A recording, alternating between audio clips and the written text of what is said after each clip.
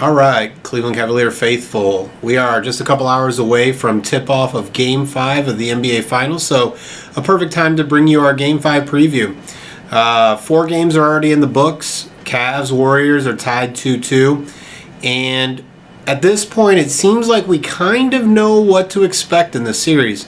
The Cavaliers are going to try to pound the ball into the ground with LeBron James controlling the tempo of the game offensively, and the Warriors are going to try to go small to try to get the ball moving, get players moving, and at some level to take Timofey Mozgov and Tristan Thompson out of the game. With Mozgov having to guard someone like Andre Iguodala, he's not available or not in position to guard the rim. Tristan Thompson's not able to be in position for rebounds as much because he's out farther on the floor. And so the Warriors made that significant change late in Game 3 and then went to it even more in Game 4. The question becomes is, do the Cavs have an adjustment to that? Or do the Cavs kind of stay the course? Do they try to win going big?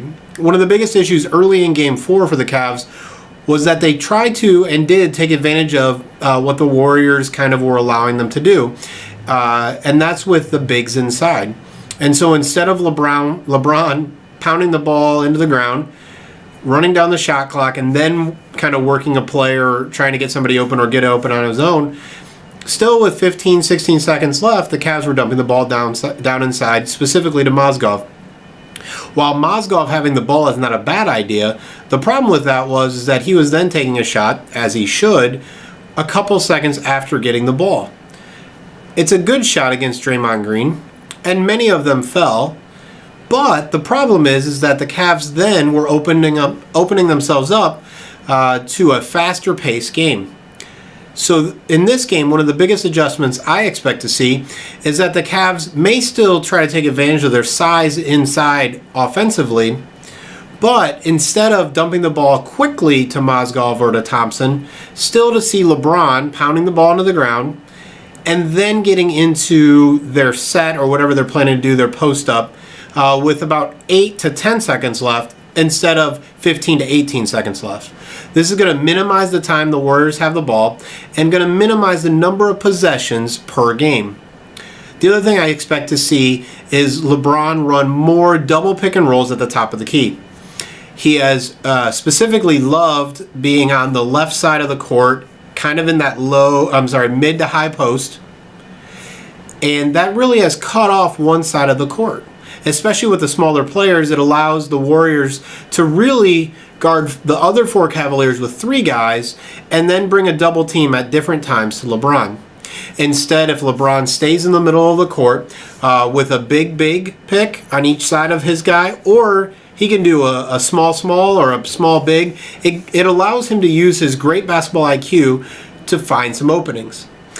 That also opens up both sides of the court. The Cavs can have players on LeBron's right and left and doesn't allow the Warriors to guard 4-on-3. The other adjustment, and something that I wrote about earlier today, is I would not be shocked to see J.R. Smith start today. Smith started most of the regular season, all but one game as a Cavalier. The first game he played, he came off the bench. After that, he started. He was only replaced in the starting lineup by Iman Shumpert as a part of his 2-game suspension in the first 2 games of the Chicago Bulls series. After that, Shumpert stayed in the starting lineup and Smith came off the bench. That works when Kyrie Irving is on the court. It also helps when Kevin Love was on the court, but having Smith come off the bench, but still having Kyrie and or Kevin Love or LeBron James in is not a problem. Smith is the 4th offensive scorer on the team. It's not as much pressure for him. The problem in the NBA Finals has been that Smith has felt a lot of pressure to score when he comes in. Even when he's on the court with LeBron, he feels that pressure to be that number 2 scorer that really for this Cavs team he is. So instead, starting him allows him to get into the flow, allows him to be on the court a little bit more with LeBron, not that LeBron's coming off the court much, but also doesn't put him in position where he has to be that number 2 scorer, where he has to feel like that number 2 scorer, that he has to be this instant offense coming off the bench. We've seen a kind of a bipolar J.R. Smith, and I don't mean that from a mental health perspective, but either He is extremely passive, just content to kind of move the ball around on the exterior, or extremely aggressive, trying to force shots, mostly with step back three-pointers and a couple drives to the rim. Instead, if he starts, hopefully he's able to get kind of in the flow of the game with some of those catch and shoot three-pointers. He's not taking any less shots or any really even different shots than he took during the regular season with the Cavs. Instead, he's just not hitting them. A lot of that seems to be a part of his mental preparation. Ramona Shelburne had a great piece on ESPN.com about kind of how JR is kind of dealt with by LeBron and some of his old mentor and coaches and those kind of things, and how they work to keep him mentally strong. So, starting JR seems like a good idea. Beyond that, it could be interesting to see how the Cavs decide to go defensively against the small ball Warriors. Does Mozgov get as much time? Does Tristan get as much time? Do they get as much time together? And do the Cavs decide to do some type of matchup zone instead of switching things, which allows their quicker players to get the ball, get to the hole, and or make shots? Mozgov, used to protecting the rim, isn't choosing to go out as far on his guy, his smaller guy, as many would. But with his length and strength, I think he's capable of guarding a little bit farther out towards the perimeter than he did in Game 4. But does Blatt make an adjustment and go small as well?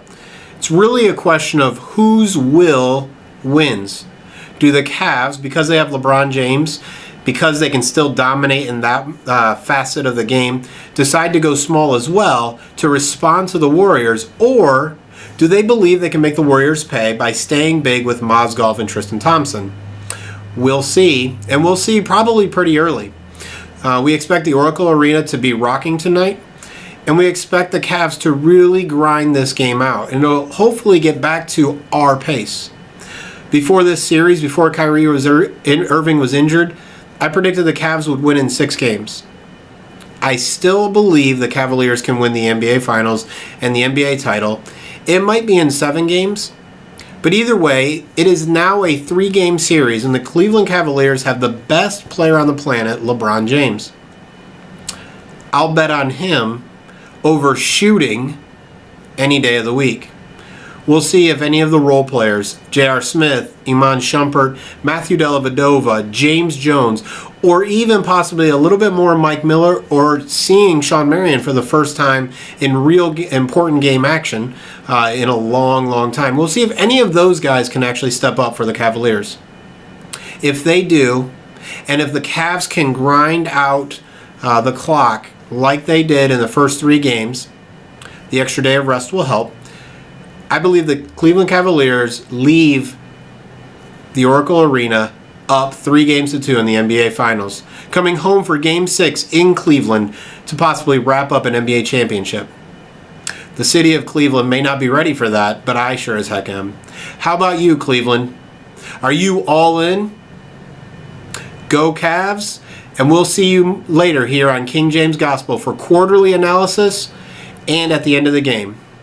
Thanks, go Cavs, and we're all in, Cleveland.